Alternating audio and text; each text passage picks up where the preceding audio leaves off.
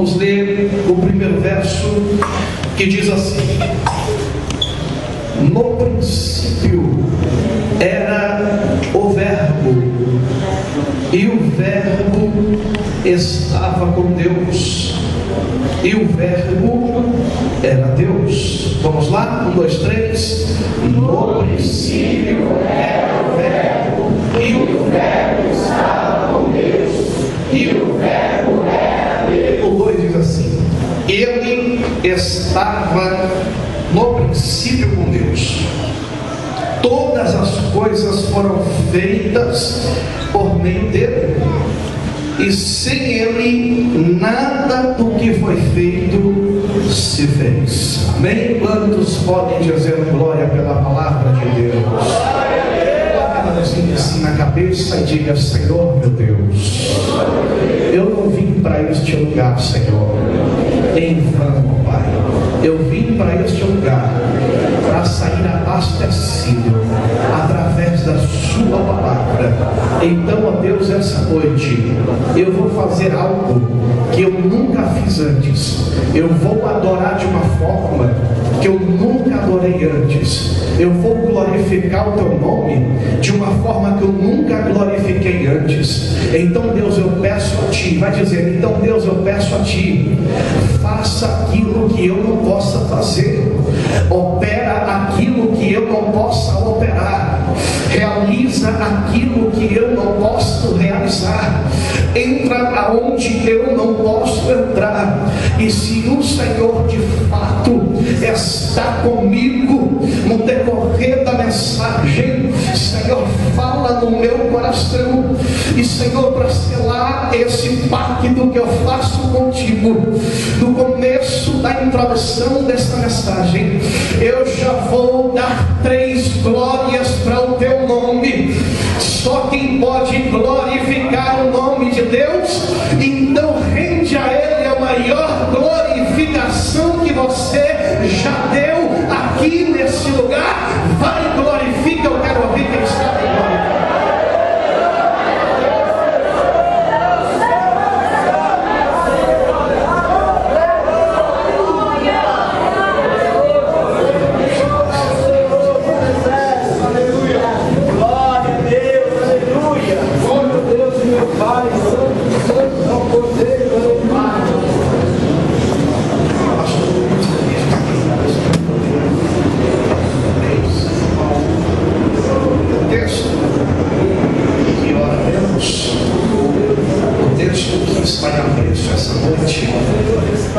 Estamos referindo a respeito de um dos textos áureos da Bíblia.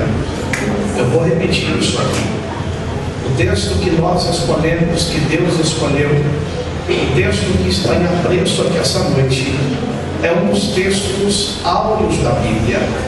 A saber, o texto está nos ensinando a respeito da vinda de Jesus, o Verbo que se fez carne. Vamos lá? O Verbo que se fez. O texto está nos ensinando isso. Se nós analisarmos o Evangelho escrito por João, vamos perceber que João, ele tem uma visão diferente de Cristo. Se nós esmiuçarmos todo o Evangelho escrito pelo discípulo amado, vamos perceber que João, ele tem uma visão diferente do Nazareno. Se nós prestarmos bem atenção, a visão de João é diferente do Dr. Lucas.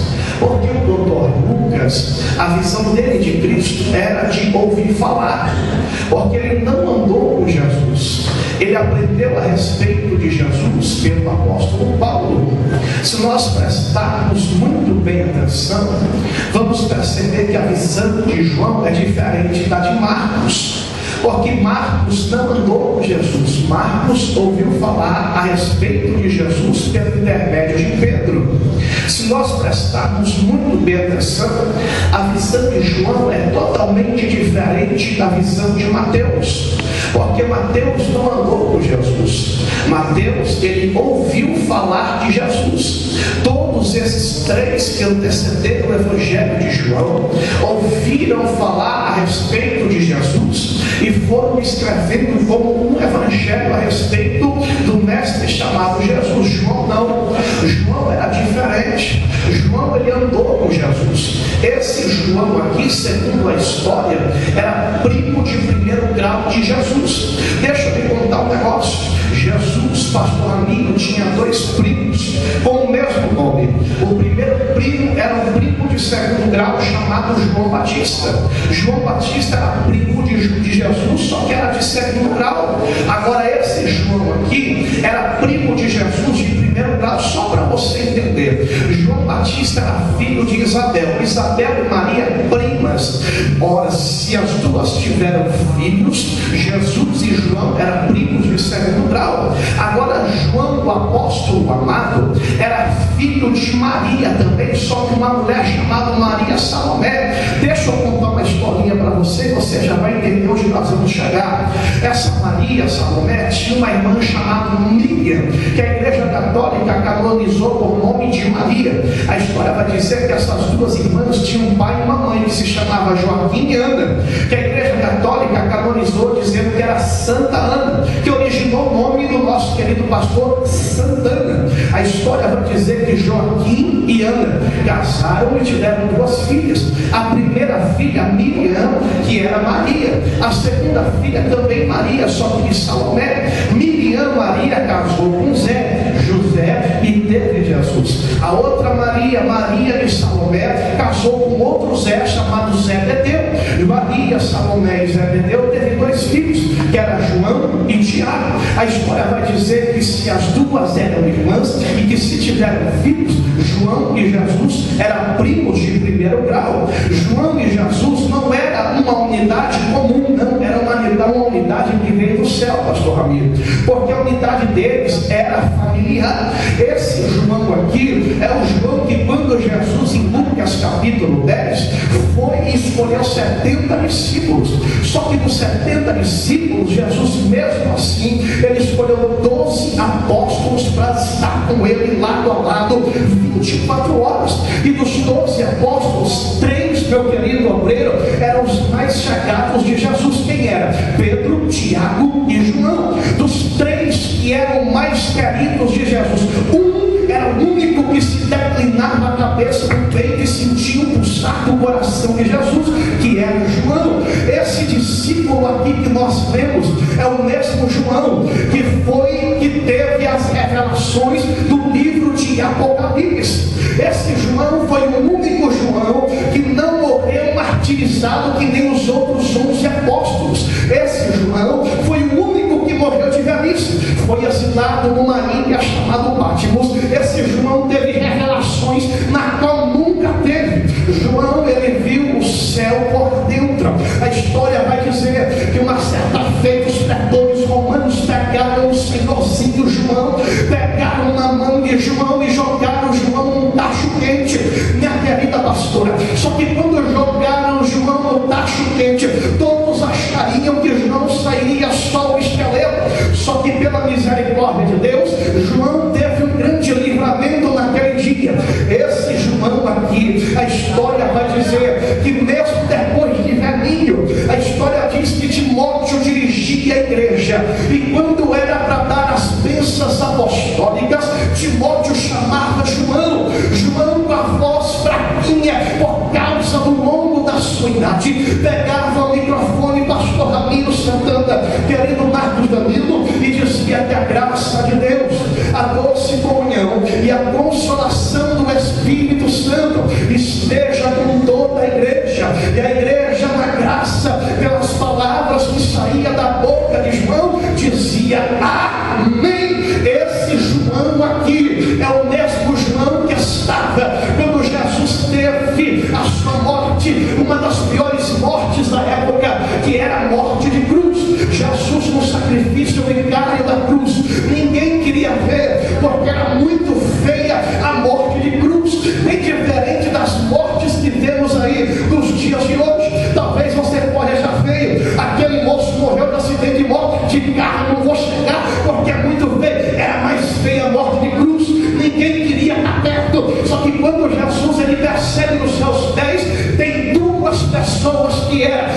sua mãe Maria e João. Aí Jesus fala: ei Maria, esse aí, João é o teu filho. Ei João, essa aí Maria é a tua mãe. Por isso que se nós analisarmos toda a Bíblia Sagrada, vamos chegar a uma simples conclusão, que a única pessoa que ousou chamar Jesus de verbo foi João. João foi a única pessoa que disse: ele é o verbo, ele é o verbo. Se nós examinarmos ou exaurirmos toda a Bíblia do Gênesis, Apocalipse, não vamos encontrar ninguém chamando Jesus de verbo. Vamos encontrar vários personagens dando diversos nomes a Jesus, como por exemplo, se chamássemos Abraão: pai Abraão, vem cá. Se o Senhor pudesse dar um nome ao Filho de Deus, aquele que morreu na cruz no meio do Calvário,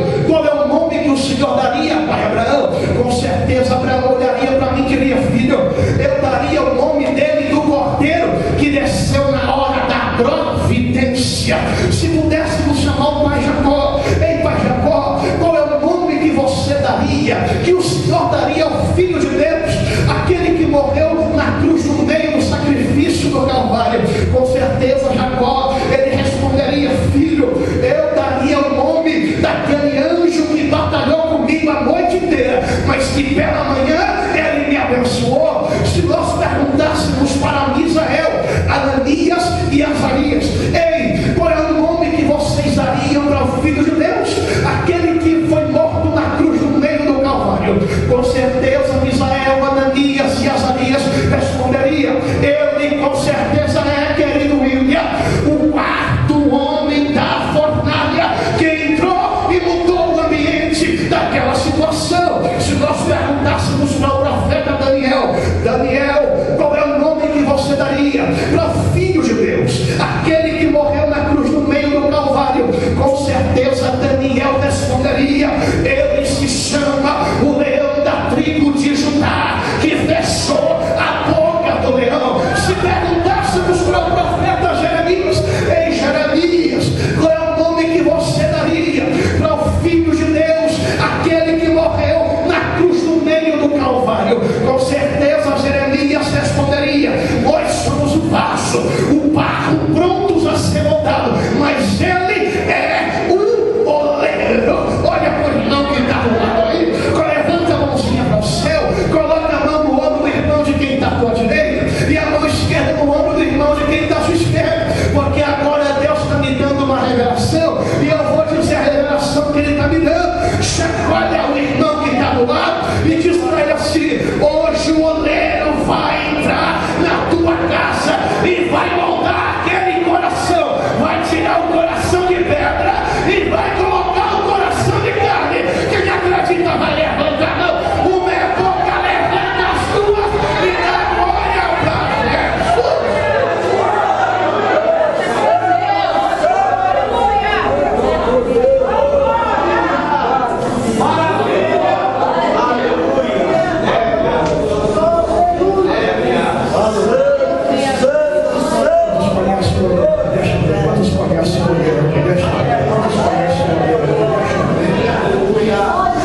Quantos conhecem o oleiro? Quantos conhecem?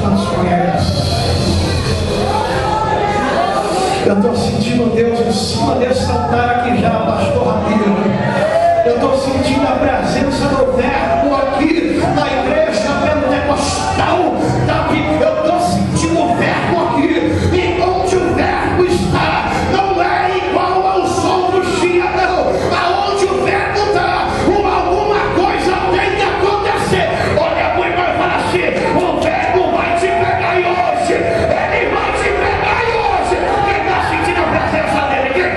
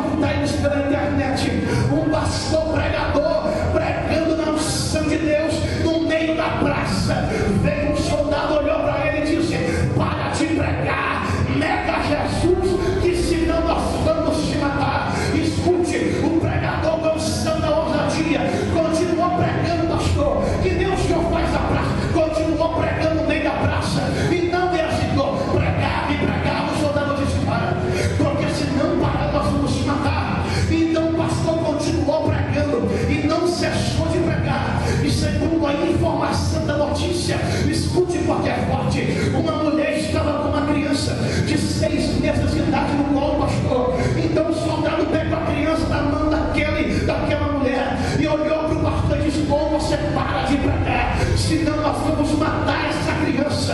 Segundo a informação do New York Times, o pastor não parou de pregar. O soldado levantou a criancinha de 6 meses, jogou no chão e foi miolo para a direita, miolo para a esquerda, uma poça de sangue fez no meio da praça. Todo mundo olhando para a mulher e achando que a mulher falaria algo para o pastor. Sabe o que ela disse? Dobrou o joelho e disse: pastor, não para de pregar, porque eu estou sentindo a presença de Deus aqui dentro de mim. Você pode adorar Ele, porque aqui não tem isso.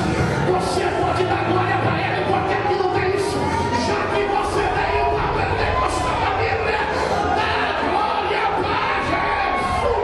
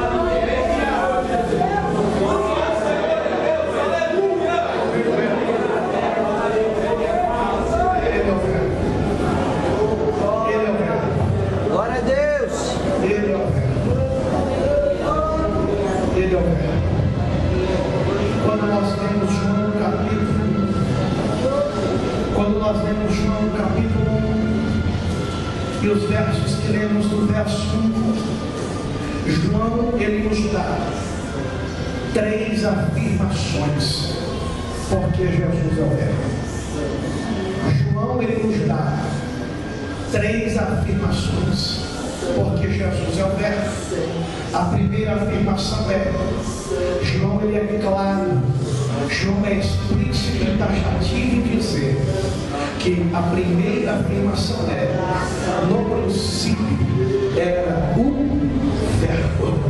João está afirmando para a nossa igreja do Senhor que antes de Maria conceber, o Verbo já existia. A afirmação que João, pastor amigo, está mostrando na igreja do século 21 é que antes das estrelas existir, o Verbo já existia. João está afirmando para nós, para a igreja pentecostal da Bíblia, que antes do sol existir, o Verbo já existia. João, ele está nos afirmando que antes das galáxias conhecidas e desconhecidas, o Verbo já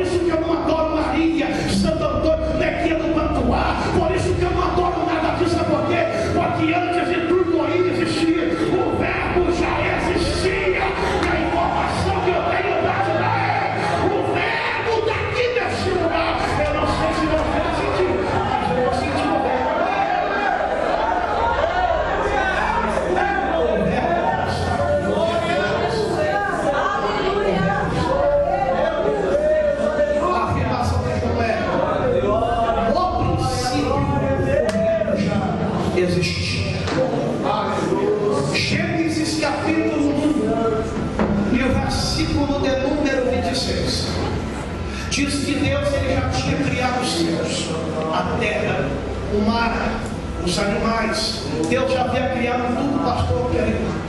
Deus já havia criado tudo, mas faltava algo. Então no versículo 26 Deus faz questão de chamar o Verbo. Vem cá Espírito Santo. Aí no versículo 26 você vê Deus dizendo: façamos conforme o homem a nossa imagem e semelhança. Se Deus usou a expressão façamos, que está no plural, ele não disse fazer no singular, ele disse façamos. Se ele disse façamos, é porque tinha mais de um. E sabe quem estava? O Verbo e o Espírito Santo, porque o Verbo já estava no princípio. Ele sabe o que passa no teu coração, porque foi ele que te criou. Ele sabe o problema que você está enfrentando hoje, porque foi ele que te criou. Ele sabe a luta que você passou para sentar nessa cadeira aí, porque foi ele que te criou. Ele criou a terra, ele criou o céu, porque ele estava no princípio. E a informação que eu tenho para te dar é: não se preocupe, você vai sair de forma diferente. Hoje você chegou de um jeito, hoje você chegou carregado de problema, carregado de dificuldade, mas hoje o Verbo vai pegar você no colo e vai dizer: eu te levo para casa hoje, eu te levo, eu te levo, eu te levo, eu te levo. Hoje você vai chegar na tua casa carregado pelo Verbo. Por isso que eu disse que eu não adoro a tal da Maria, não adoro santa, porque eu não posso acreditar em um dos desses dedos, que uma vez por ano tem que pegar ele no colo e carregar ele uma vez por ano na procissão. Eu não acredito num Deus que me abençoe desse jeito. Eu acredito num Deus que ao invés de eu carregar, é ele que me carrega no colo. É ele que me carrega no colo. Você pode estar fraco, aí você está dizendo: eu não quero mais servir a Deus, quero desistir de tudo. Eu não sei como vai ser segunda, como vai ser terça, eu não sei como vai ser o próximo mês que vai se iniciar na quarta, eu não sei o que será, eu vou desistir. Você pode até querer desistir de você, mas o Verbo não desiste, ele não desiste de você, ele te pega na mão, te carrega e fala: eu estava no princípio, eu vi, foi Deus que te criou, eu estava no princípio.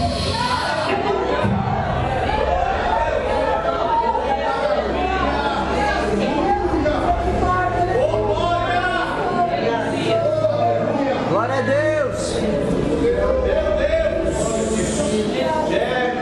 A segunda afirmação que João ele nos dá é a afirmação que o Verbo estava com Deus.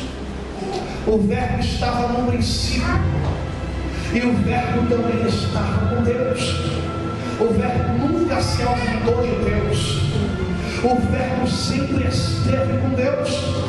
E uma expressão da Bíblia que eu acredito que o Verbo estava com Deus é lá em Isaías capítulo 6, quando você conhece e começa no verso 1, no ano em que morreu o rei Uzias, e assim vai. E depois a expressão em hebraico é Kadosh, Kadosh, Kadosh, Kadosh, Jeová Sabaoth, que traduzido é santo, santo, santo, santo é o Senhor dos exércitos. E vai, o texto vai se exaurindo até que chega uma hora que a história diz que uma brasa do bater na tesoura sai do altar e toca nos lábios do homem, e depois disso ele escutou o diálogo do céu. E quando ele escuta o diálogo do céu, Deus está dizendo: a quem eu vou enviar, a quem eu vou mandar. E então alguém diz: envia-me a mim. Eis-me aqui. Existem duas interpretações desse texto. Número 1 é a interpretação que nós não conhecemos. Isaías está escutando o diálogo dos céus, então foi Deus que chamou Isaías, se prontificou a fazer a obra de Deus. Só que existe uma segunda interpretação. A interpretação é que Deus estará no céu com o cálice da ira na sua mão, e o cálice da ira está pronto a cair sobre a terra, porque Deus estava vendo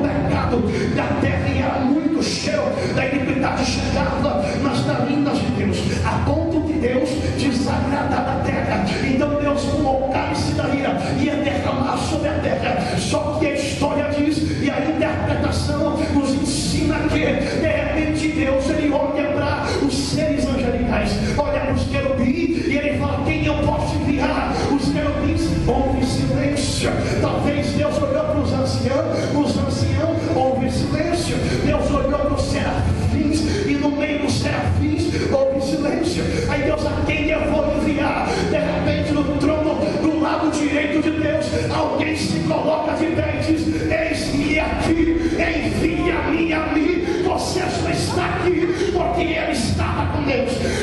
Ele saiu do trono, ele saiu do céu, ele quis sair de perto de Deus. Sabe por quê? Só para morrer por causa de mim e de você. Você está sentado aí porque o verbo saiu de perto de Deus, morreu na cruz e deu vida para mim, para você, e vida para Deus.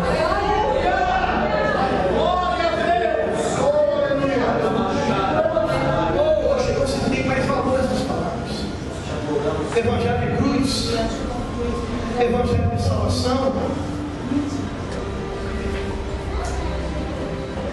Se percebe que hoje não se tem mais evidências de sucesso nas mensagens pregadas sobre a cruz. Infelizmente os valores estão se invertendo. Hoje o pregador que prega a cruz, pregador que prega a salvação, hoje já não cai mais no ibope. Porque hoje o pregador de evidência, pastor Ramiro, é o pregador que prega a prosperidade, que entrega a chave de carro, que entrega a chave de casa, a chave de apartamento, chave disso, chave daquilo. Aí Deus me trouxe aqui hoje para dizer: eu não tenho chave nenhuma para você, mas eu tenho uma palavra da Bíblia no céu para dizer para você: se você ainda firme e acreditar no verbo, ele vai te levar para o céu, ele vai te levar para o céu. A chave que eu tenho para pregar para você, a chave da porta do céu.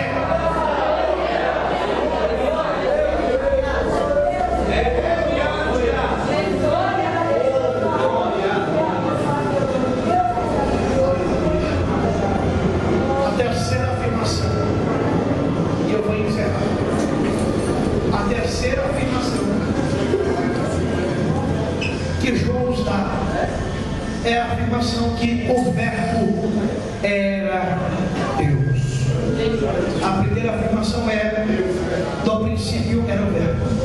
A segunda afirmação é: o verbo estava com Deus.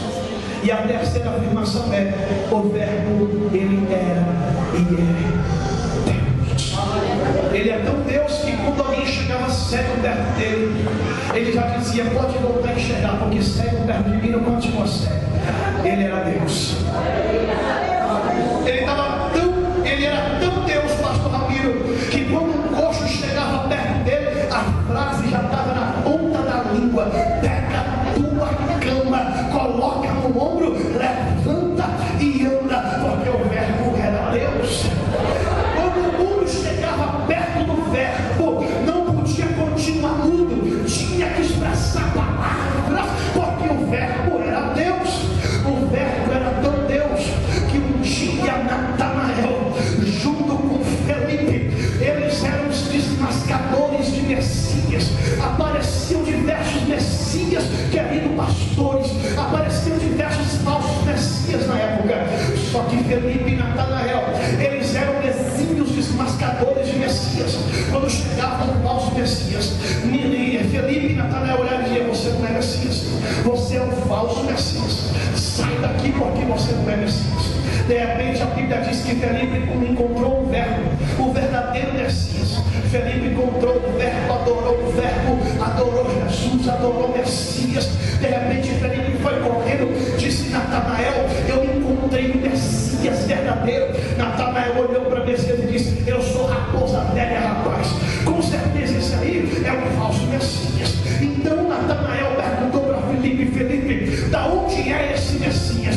Felipe disse: olha, estão chamando ele de Jesus de Nazaré. Se estão chamando de Jesus de Nazaré, ele é lá de Nazaré. Natanael disse: é mentira, é mais um falso Messias, porque Messias verdadeiro é um belemita, tem que vir de Belém. Eu vou lá e vou desmascarar esse Messias. Olha, Natanael, pastor amigo, achou que ia desmascarar o verbo. Natanael foi correndo, chegou. Quando Natanael chega, Natanael não precisa dizer nada. O verbo, Jesus olha para Natanael e diz: você você é um judeu verdadeiro, o seu nome é Natanael. Natanael, como se fosse dos dias de hoje, olhou para Jesus e disse: quem te disse que é o meu nome para você? Da onde que tu é, rapaz? Você é um falso Messias. Aí Jesus olha para Natanael e diz assim: filho, olha só, eu sou o verdadeiro Messias, porque eu te conheço desde quando você estava debaixo da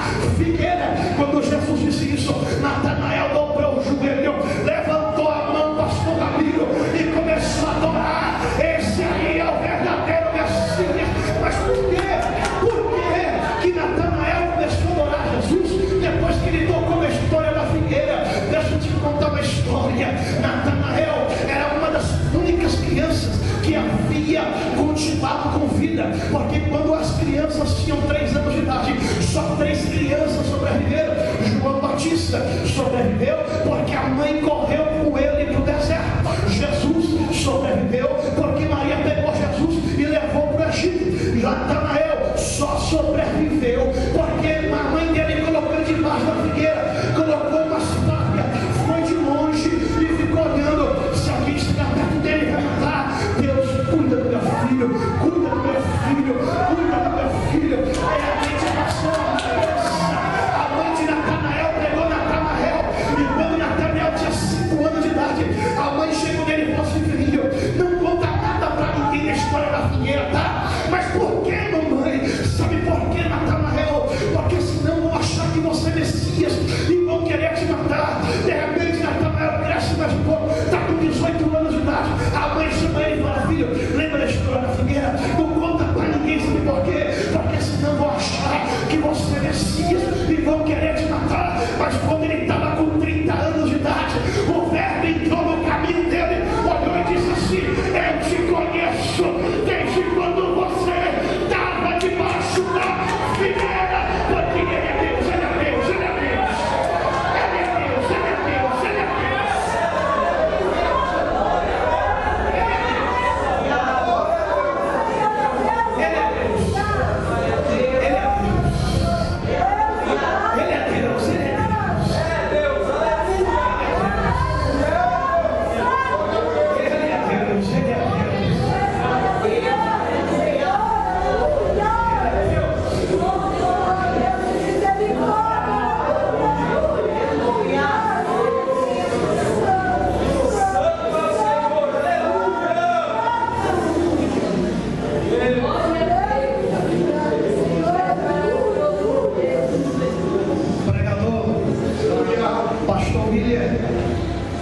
Mas por que João não usou outras expressões?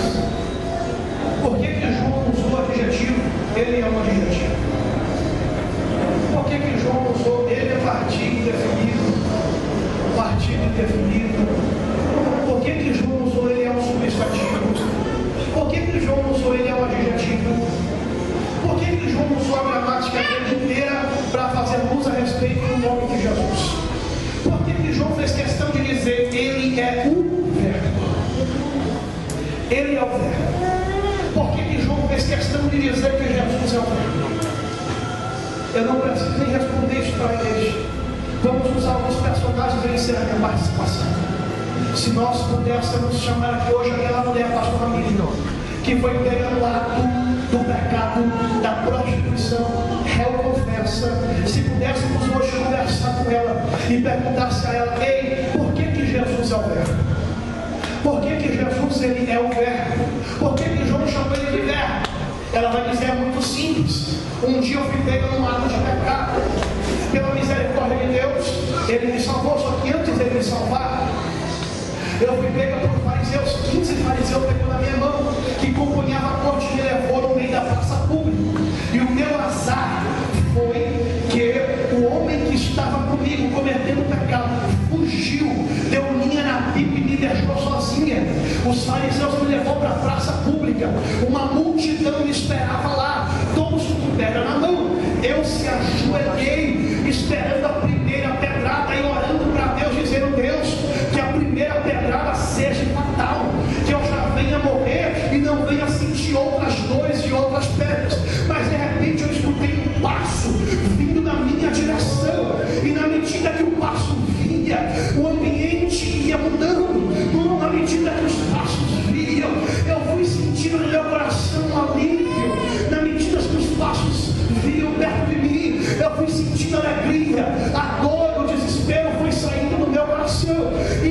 repente, quando eu olhei para cima, eu não enxerguei os passos, porque ele já estava ajoelhado do meu lado, e ele começou a escrever no chão, e na medida que ele escrevia, eu comecei a me alegrar, mas de repente ele se levanta, olha para a multidão e diz: quem nunca pecou, atire a primeira pedra. Os barulhos foi de pedras caindo no chão. Eu olhei e disse: mas o que será que aconteceu? Jesus era tão esperto, porque se ele tivesse dito quem nunca adulterou, com certeza pedradas veriam sobre aquela mulher. Mas Jesus disse: quem nunca pecou, atire a primeira pedra. Se eu perguntasse para ela: mas mulher, aonde está o verbo aí? Aonde ele é o verbo? Ela vai dizer: é muito claro, o nome dele se chama verbo perdoar. Ele é o verbo que perdoa.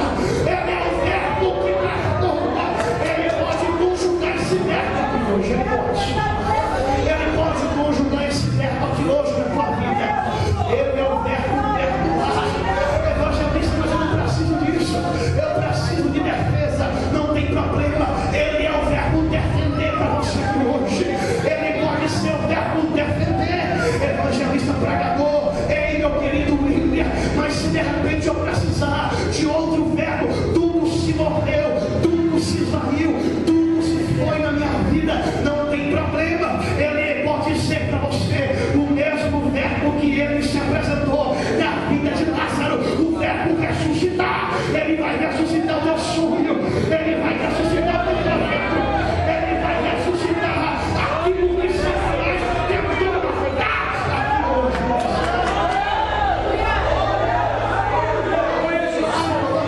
tentou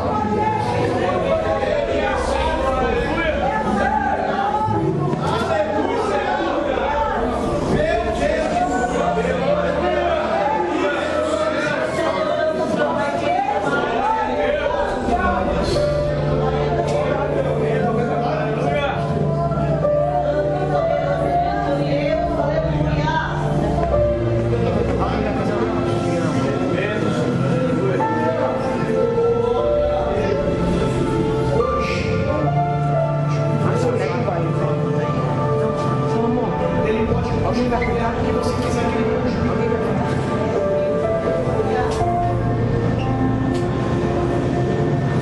Talvez hoje você está vazio. Ele pode ser um verbo encher para você. Talvez hoje você está quase morrendo. Ele pode ser um verbo ressuscitar para você aqui hoje. Talvez você está em pé dizendo para si próprio: amanhã vai ser uma segunda-feira brava. Como diz aí fora, amanhã vai ser uma segunda-feira difícil, uma segunda-feira brava. Talvez você está dizendo isso como todo mundo diz aí fora. Só que a minha mensagem que eu prego não é para esse ambiente aqui só. A mensagem que eu prego é para quando você sai desse ambiente. A mensagem que eu prego é para segunda-feira, é para terça-feira, é para quarta-feira, é para quinta-feira, é para sexta-feira. E eu tenho uma informação para dar para você: amanhã não vai ser segunda-feira brava coisa nenhuma. Amanhã vai ser a segunda de primeira tua. Amanhã vai ser a segunda de primeira tua história. Ainda esse mês Deus tem um milagre para te entregar. Aí você diz para mim, pregador, pastor William, amanhã é o penúltimo dia, depois de amanhã encerra o mês. Irmão, o melhor de Deus sempre está reservado para o final. Você não entendeu isso, porque se tivesse entendido, o glória teria sido bem maior que isso aí. Eu vou repetir. Deus, ele reserva as melhores coisas para o final. Glória a Deus. Aleluia.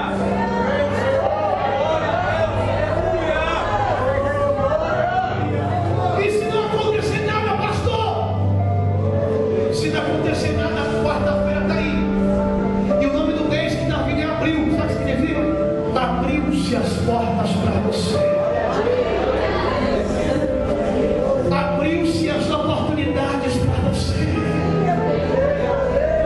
Eu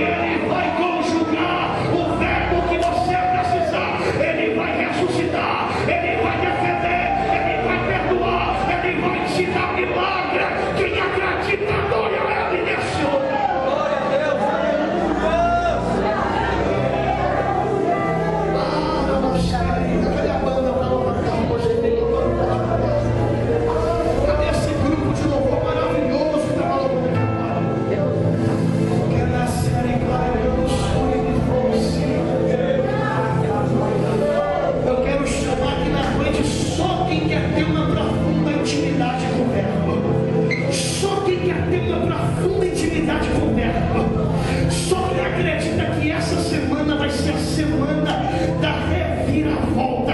Vem aqui diante do altar, porque eu tenho uma palavra profética para a tua vida. Eu já vou passar o microfone. Isso. Glória a Deus.